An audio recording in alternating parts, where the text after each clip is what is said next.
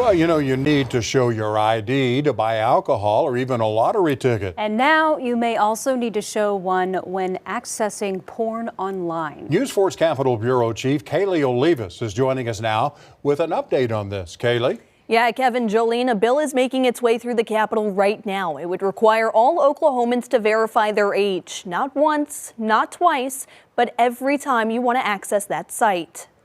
The primary thing is to protect our kids. To do so, Representative Randy Randleman is pushing a bill that would require age verification on pornographic publications. If not for a digital or government-issued ID, a third-party vendor could verify the Oklahoma user is at least 18 years old by reviewing their mortgage, education, or employment records.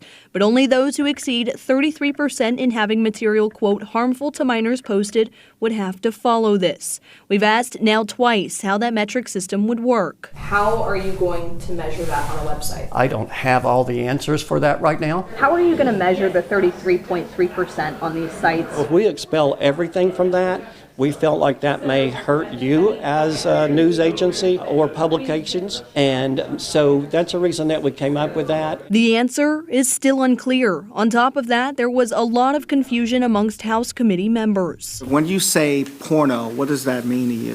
Who does this bill target?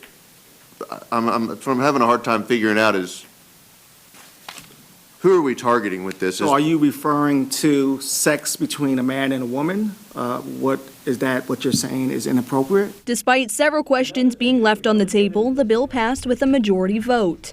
The bill's intent isn't to punish the user, but to go after sites allowing a minor to look at pornography. However, there's no consequence to it as of now. They better heed it, because if it doesn't stop here, I'll start with another one. Oklahoma is now following in suit of 8 states who have passed a similar law, 3 of which are already facing a lawsuit from the Free Speech Coalition, an advocate for the adult entertainment industry. Would Free Speech Coalition possibly file a suit against Oklahoma if this bill was enacted into law? Absolutely. I think that we are looking at challenging this law no matter where it is. Well, that bill now heads to the House floor. Despite the threat of a looming lawsuit, Representative Randy Randleman says he doesn't see there being any grounds for one.